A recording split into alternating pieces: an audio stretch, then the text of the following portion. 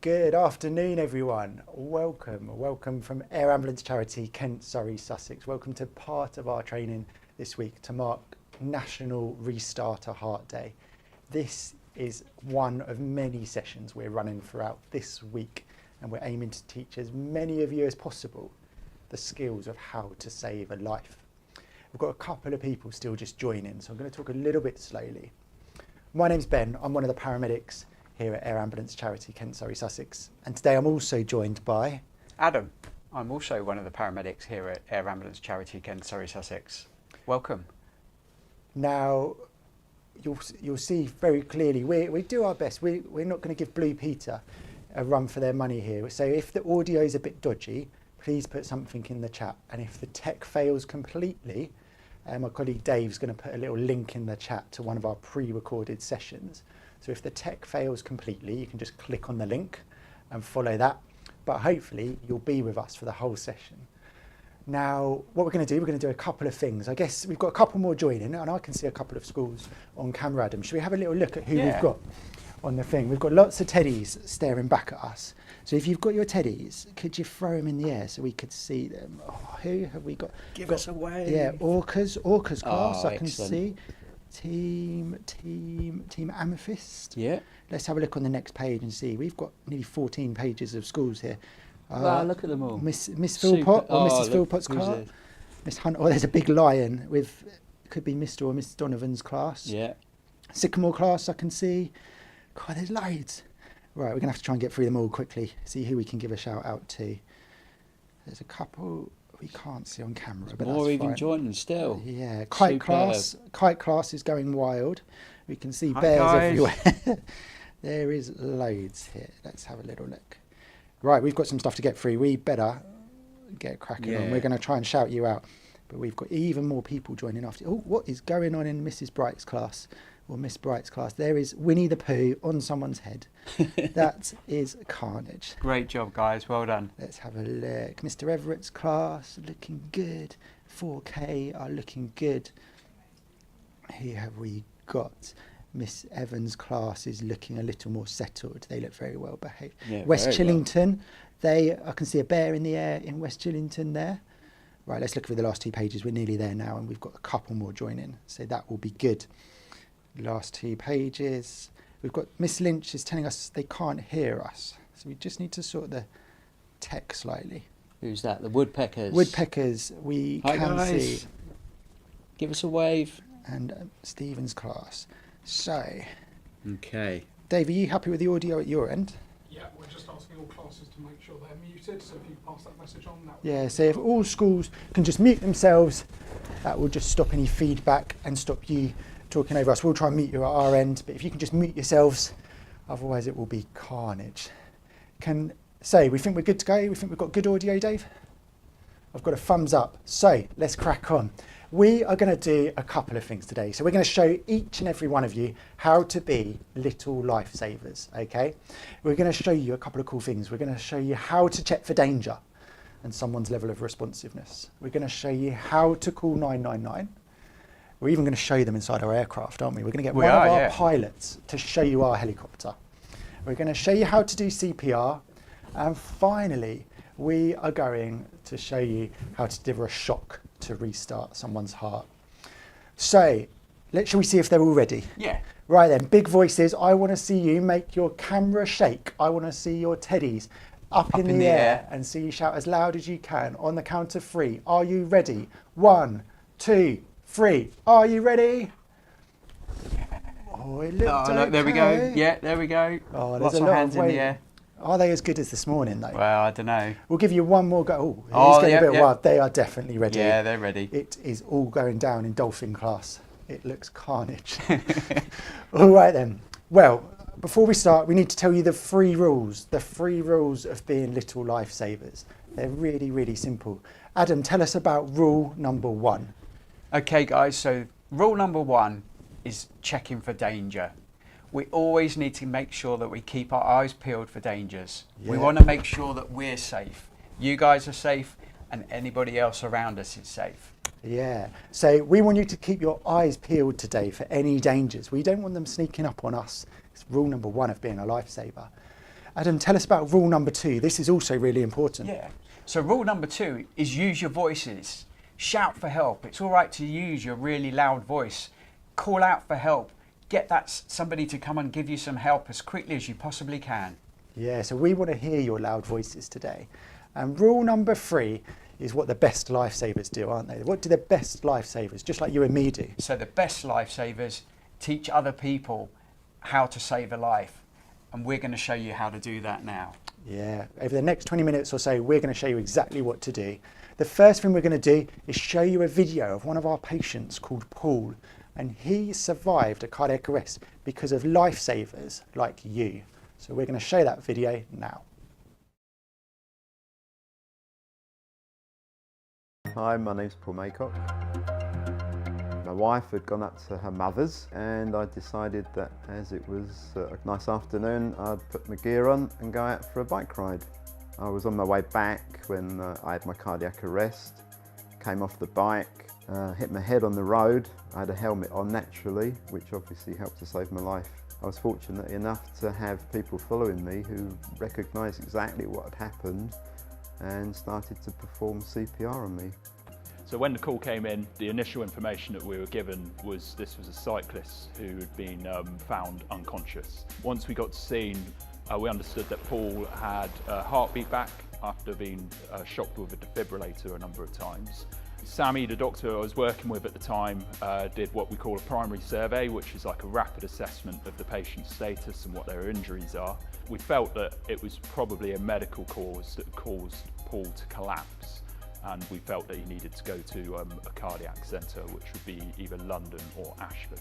We agreed that we were going to do a pre-hospital anaesthetic, which is basically to place a breathing tube into the patient's windpipe and then to breathe for them, correcting their sort of blood gases and the oxygen in their blood, and to control their blood pressure. We took Paul up the road to the helicopter and then we flew him to London, which was the closest. Lovely, so welcome back everyone. Talking a bit about how Paul was essentially had his life saved by little lifesavers like you. Now we're going to show you exactly what to do, and hopefully you can all remember rule number 1 of being a lifesaver. Adam, remind us what rule number 1 is? So rule number 1 was checking for danger. Yeah, exactly. Now with your teachers, I want you to call out some things that could be a danger when you're a rescuer, and I want your teachers to put them in the chat, okay? And I'm going to have a little look in the chat and see what's going on, see if we can see some of your dangers, because I mean, as experts, Adam, we're really good at dangers. We never snake is a danger, and we don't tend to miss them. And snake could be a danger, I guess, but there are many other more obvious dangers. Yeah, someone has put, Miss Evans' class has put animals, Miss Shreeby's put power lines. Snake, you have mentioned a couple of times. Miss Bright also says snake, as does, lots of people are saying snakes. Weather conditions, yeah, snake. I've got it on the list. I've got snake. Cars, beautiful. And the key thing with dangers is to keep your eyes out for them and make sure that they don't sneak up on you. Snake, definitely. Falling off your bike. Is there a fire? Cars, animals. Choking. Choking's really good. Bikes. Snakes, we've talked about lots. Lots of comments about snakes as well. Bizarre. Everyone seems to be interested in snakes today. Things you might trip over. Traffic, water, sharp things, mountains. There are lots coming in here. And I think it's really important. God, there are lots coming in. I'm going to struggle to keep up with you all. But I think we have mentioned, Adam, and like I say, we need to move on. There's other things that we need to talk about. Say, someone's put an earthquake, that is a risk, and that could happen, you know, that could happen. Fallen trees, the chat is moving faster than I can keep up. I think the key things to talk about is if your person's got hurt, we want to make sure that we don't also get hurt trying to rescue people. And therefore we do need to keep an eye out for dangers. Lovely fire, holes, everyone's on it today. Yeah. There's lots of suggestions coming in. Great comments, guys. And I think the key thing here is that you can't really do a wrong answer, can you, with this? There are so many. Sharks, someone has put, sharks are a risk. Sharks, if you got attacked by a shark, that would be dangerous, wouldn't it? Not good. Yeah, not good. So we've checked for dangers. The next thing that we need to do is we need to check for a response on our bear. And this is where we need you to use your bears a little bit. So I want your bear out in front of you, all ready to go. And we need to do two things, okay? We're going to shake them gently and we're going to give them a little shout for help. Do you know what we need to shout at them? Hello? Hello? Yeah, Can they you could hear just me? be sleeping. Our bears could just be sleeping. So I want you to practice giving your bear a little shake and a shout and just say, hello, can you hear me? Can you hear me? Can you hear me, Mr. Hello? Bear? Can I see you all do that on the screen? Can you all give your bears just a little shake and see if they wake up? And if anybody's bear wakes up, definitely put that in the chat. We need to know about any bears that suddenly wake up. We can see them doing it. They are looking good there. Let's have a little look through the other classes quickly and see how everyone else is getting on. Yeah, lots of work with bears going on here. Someone's put landslide in the dangers. That is also a risk. Great work, guys. Well done. Awesome. So now, as little lifesavers, once you've shaken and shouted, if your bear doesn't wake up, we're going to need some help. We need to get some help. And there's a special number that we need to call. It's really simple. It's the same number. You just dial it three times. Now, can everyone on their hands show me the number that we need to call? It's not 333. I don't think it's 555. I can see some of you doing it. It's 999. That's the number that we need to dial. And what I'm going to do now is I'm going to pass you over to Carol, who is one of our dispatchers. So she works in the ambulance control room and she listens to loads of calls, and you might even be able to hear some emergency calls going on in the background. Carol is going to give you some tips. And I want you to shout, and she's also going to ask you some questions, and I want you to shout those out and discuss those in your class. And if you want, you can put them in the chat. So we're going to pass you over to Carol now. My name's Carol. I am a dispatcher for the Air Ambulance Kent Surrey in Sussex. Today, as a little lifesaver, I'm going to tell you how you can call and stay calm in an emergency. So firstly, you need to speak clearly. If possible, call from a landline. If you don't know your address, who can you go to? So we're going to pause for 10 seconds.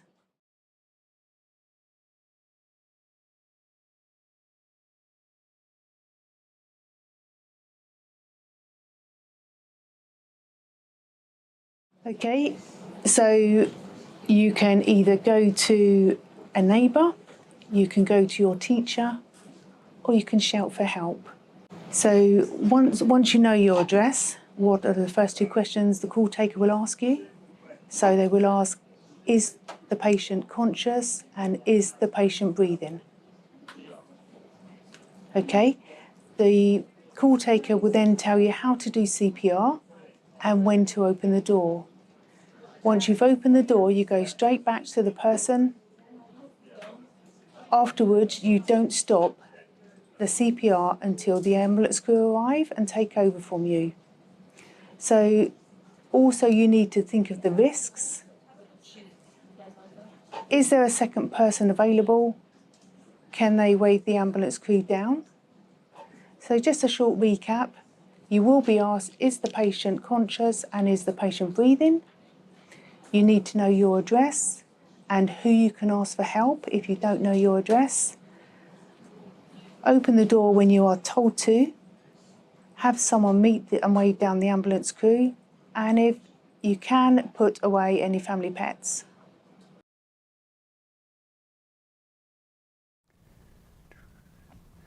Lovely. Welcome back, everybody. So Carol gave us a couple of tips, and we've seen in the comments, people have talked about people who we could go to for help. There's some really good ones around your teachers, definitely, and also your neighbours as well. Yeah. They might be able to help you if you're at home. So Carol gave us a couple of tips. Adam, as an experienced paramedic, what's your number one tip that you could give to all our little lifesavers out there?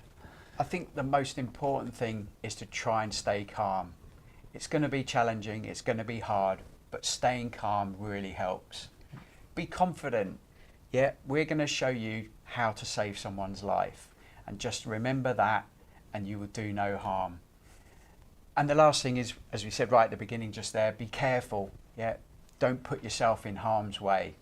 Yeah, really good tips. And we know from running this training that children are some of our best lifesavers, aren't they? They're really good Definitely. at following the instructions. Better and than they we do are it really. sometimes. Yeah, we've seen some really good CPR today. So what we're going to do next is we're going to go over to Suji, I think. We could show them one of our pilots, and he's going to show you around our helicopter. Now, put your hands up if you like airplanes and helicopters. Let's see who out there likes airplanes and helicopters. We have got lots of hands shooting up. God, lots of hands nearly reaching the ceiling. Well, one of you might one day come be one of our pilots, which would be really cool. So we're going to pass you over to Suji. He's going to tell you about our helicopter and show you the inside of it.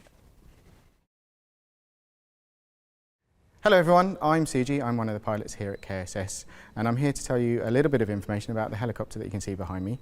It's an Augusta Western 169. It's a very fast, very sleek helicopter, and it allows us to get to everywhere that we cover in Kent, Surrey and Sussex within 30 minutes. We travel at about 170 miles per hour, which is very fast. It's a lot faster than your parents' car. And it allows us to get our doctor and our paramedic to our patient as fast as possible, which gives them the best chance in whatever situation that they have happened to get themselves into. So this is the inside of our aircraft. The Augusta Western 169 has a large cabin space which allows us to take both our doctor, paramedic, our patient who's critically injured, and potentially a parent with us to hospital. We have this very large stretcher that the patient will be arriving from the scene with our doctor and paramedic. They slide in over the top of here. They then get hooked up onto a ventilator and a monitor system, as you can see in the background. We then push this in, rotate it in, and slide the passenger into the centre of the aircraft with all the straps on. We get our doctor and our paramedic on board, and then we take off and take them to hospital as fast as we possibly can. As you can see, it may look relatively small from the outside, but it is one of the largest ones that is around in the air ambulance industry, and it works very well for us. It's a heavy helicopter, but we are able to still travel at that 170 miles an hour. It nearly weighs the same as a bus, so it's quite interesting going from point to point with such a large helicopter. When we are on a call, we use an alpha call sign instead of blue lights, because that gives us priority with air traffic control so that we can go from one place to another as fast as possible. That then allows us to get to the patient and deliver our crew to them as soon as we can. Once we finish that, we are able to potentially go on to a second job with the amount of fuel that we carry, up to 2 hours worth of fuel. So once we've done that, and then we have to go back to base and then refuel, and then hopefully wait for another task to go and help somebody else. Lovely, welcome back everybody. So we've heard from a couple of people so far, so let's just recap what we've learned so far. Number one, we talked about rule number one, didn't we? Checking for danger. Rule number one, check for danger.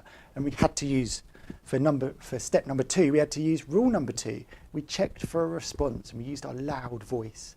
We shouted as loud as we could. We then went to Carol, didn't we? One of our dispatchers. Yeah.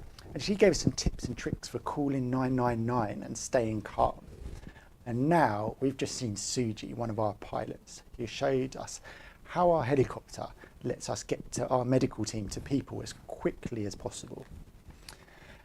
But this is the important bit, isn't it? Yeah. This is the bit that all of you are here for. We need your help. Because if someone's heart isn't beating properly, we need you to help the person before the ambulance or the helicopter arrives. This is down to you. So, can you remember the two questions that Carol told us, Adam? What were those two questions that Carol told us you'd be asked if when the call handler answers the phone? So the first question is the patient awake? Is the person awake? And then the next question is, are they breathing? Yeah, spot on. And we've already shown everyone how to tell if someone's awake. We did our shake and shout, didn't we? Hello. Yeah, Hello. Exactly. But how do we tell if someone's breathing? Like, that sounds a bit more complicated. Yeah. We've got to do a couple of things, haven't we? So we're going to tilt our teddy bear's head back. Can everybody tilt their teddy bear's head back like so? Because that opens the airway. And what we need to do is we need to tell if they're breathing normally. And normally is really simple. It's 2 breaths every 10 seconds. So if they're not breathing, that's abnormal. And if there's long pauses, that's also abnormal. What about if they're snoring, Adam? Well, that doesn't sound normal. No, either. snoring's not normal either. And what if they look like a fish out of water, just gasping at the air? That's definitely not right. No, none of those are normal. You just need to take 2 breaths every 10 seconds. That's what normal breathing is. So if the breathing isn't normal, this is where we need you to use your muscles, and we need you to start CPR. This is where you are key. So what we want you to do, we need you to kneel down next to your teddies. If you're sitting at a desk, you're going to need to stand up next to your desk. But if you're on the floor, which it looks like the majority of you are, you're going to kneel down next to your teddies. What you're going to do, and we can see you all getting ready, you're going to put both hands out in front of you, like so. And then you're going to put one hand on top of the other. And then what we're going to do is we're going to kneel up next to our teddies, and with our arms straight, we're going to put the heel of our hand, this hard bit here, in the centre of our teddy's chest. And I want you to push 2 times a second, okay? So it's going to look like so. Now it's really important you don't go too fast here, okay? So teachers, I want you to keep an eye on all your children and students and make sure no one's going too fast. But also, we don't want you to go too slow. Should we have a little look at what they're doing, Adam? Yeah. So you keep practicing, and let's have a little look at everyone's CPR. We have got loads of CPR going on here. This is amazing to see. Let's have a little look on people's cameras. What classes have we got? Kite class are looking good. Who else have we got? Let's have a look on cameras. We saw a dolphin class earlier. We struggle to see people on Zoom, don't we? Perfect. There is lots of good. There's a good. Go. Who did we have there? Miss Bright's class. Yeah. Millbank. And 4K class. God, there's loads of good classes. Excellent. Well done, Right. guys. Keep it up. Well, we want you to keep up your CPR because there's only 3 times when you can stop CPR. Okay, it's really simple. So it's when the person wakes up, when the emergency services are with you, and when you're physically too tired to carry on, which hopefully won't be too difficult. So we're going to show you that one more time. So 2 hands on top of each other, arms nice and straight, and you're going to push in the middle of the chest 2 times a second, exactly as we're doing. And you all look amazing on screen. We've got some little lifesavers, Adam. We can have. actually You're doing a see great our job. army of lifesavers in front of us, and you're showing us just how easy it is. Right, well, you can all stop for a second. I'm going to give you a break. Lovely, because otherwise you're going to be too tired for the next bit. And this is the tricky bit. This is the bit when I sometimes speak to the teachers think, I don't know if you're going to be able to do this. And the adults go, no, it's too complicated. But we can do this, can't we? We've proven that children can do this. We are going to show you how you could deliver an electric shock to restart someone's heart. It's that cool. So, this is one of our defibrillators, our training defibrillators. And these are absolutely everywhere. So you probably have one of these in your school, and maybe you could get your teacher to show you it. They have these everywhere. So you might be able to spot these when you're out and about. They might be at shops, they might be in the park, they might be in phone boxes, in fire stations. They're absolutely everywhere. Okay, and we're going to show you how to do this. But what we want you to do is we want you to do CPR whilst we're practicing. So we're going to do a couple of things. The first thing we've got to do is we've got to show you how to be safe, because this delivers an electric shock, doesn't it? That's right. And we don't want people to be touching our teddy bears if we're going to deliver an electric shock. No, definitely not. So what I want you to all practice in a minute, we're going to ask you to stand clear. And when we say clear, everyone needs to put their hands in the air, like so, and you need to shout clear. Let's have a little practice of that. So we need to shout nice and loudly, and we need to get our hands in the air. We'll do it on the count of 3. 1, 2, 3. Clear. Let's have a little look. They were all right, weren't they? Yeah. Should we have one more go? Do one more go. On yeah. the count of, because we're about to use electricity, we've got to be safe. Yeah, definitely. All right, on the count of 3. 1, 2, 3, clear. Yeah, there we go. I think they're ready. Great stuff. Well Shall done. we do it? Right then, will you all start your CPR for me, because we need to build up your muscles. So arms nice and straight, centre of the chest, pushing down. We're going to push 2 times a second. And whilst you're beating that heart, Adam and I are going to show you the defibrillator. So Adam's going to take over my CPR, and I'm going to turn the machine on, and we're going to follow these instructions, okay? Keep up that CPR.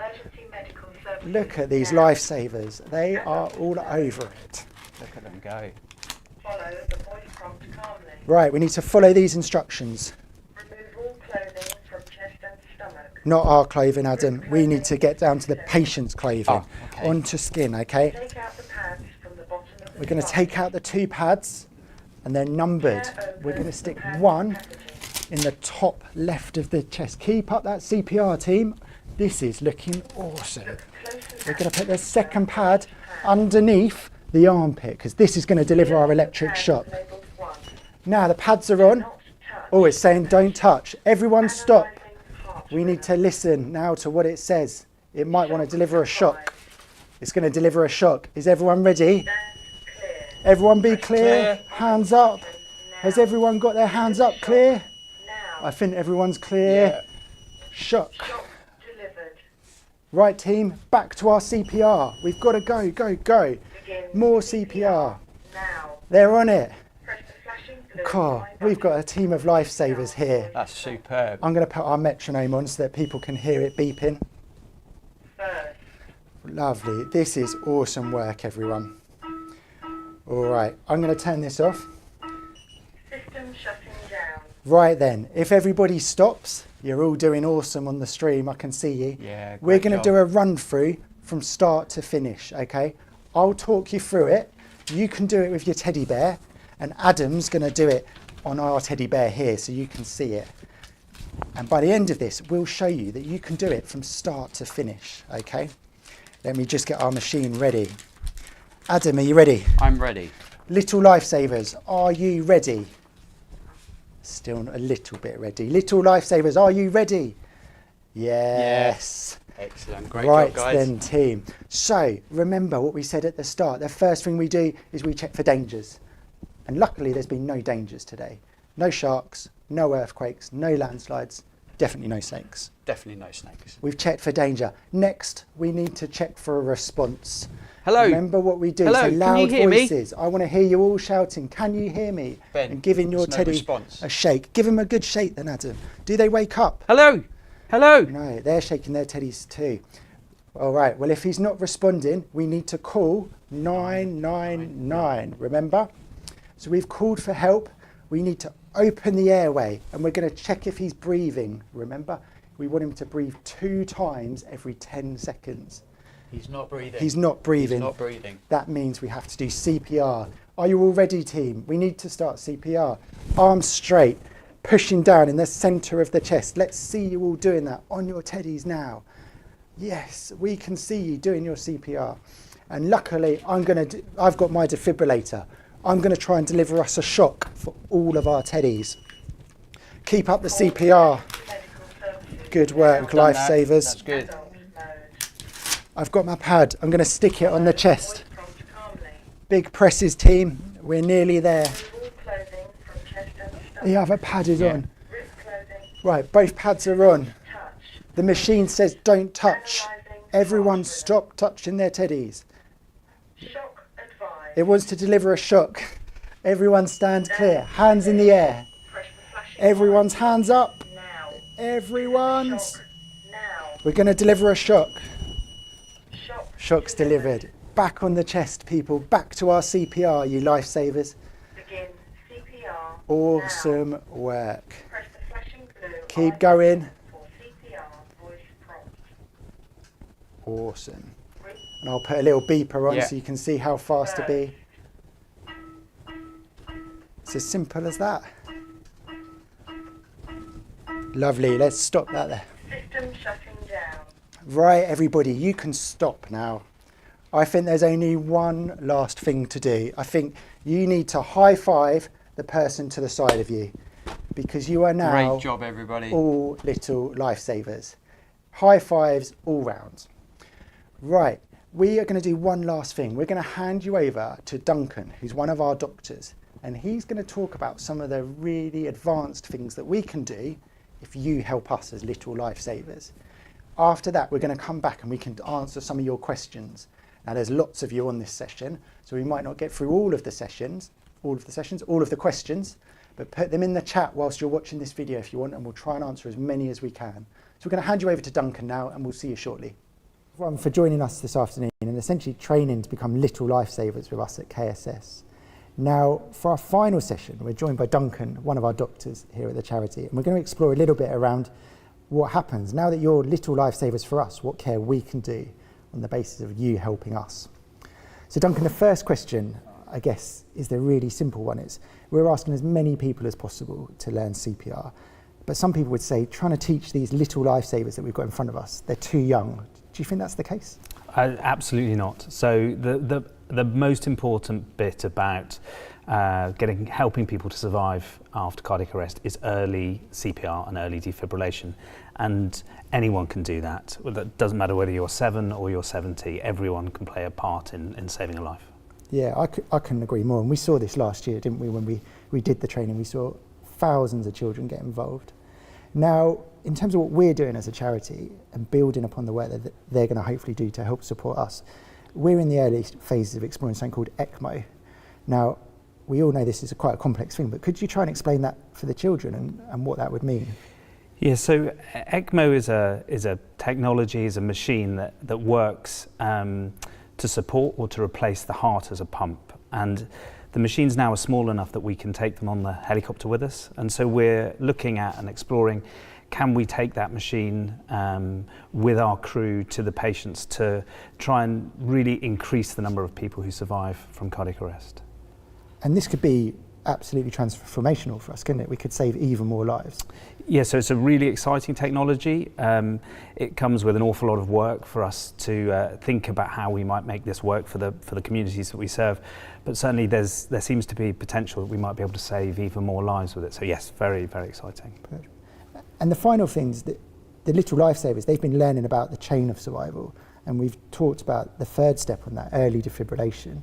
And we're starting to explore the use of drones, aren't we? How are we doing that, and how does that link to the chain of survival? So like we were talking about, the most important piece in helping people survive from cardiac arrest is early CPR and early defibrillation.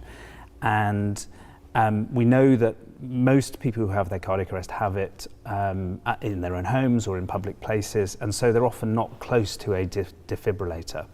And what we're doing is we're looking at ways that we might be able to get a defibrillator to those patients, to the public as quickly as we can, even more quickly than if we were to take it by the helicopter. One route that we might do that is through the use of drones. Again, it's complex in how you actually make that work, but we're looking at all the ways that we can do to try and get the defibrillators to the patients. It's awesome. I think there's some really exciting work for people who have a cardiac arrest in the southeast, and with our work and our communities, where I think we will save even more lives. I think the last thing to say is just a thank you for joining us today. We're going to leave you with our next steps, and if you want to be involved with our charity and support us in the future, there'll be some links for you to follow.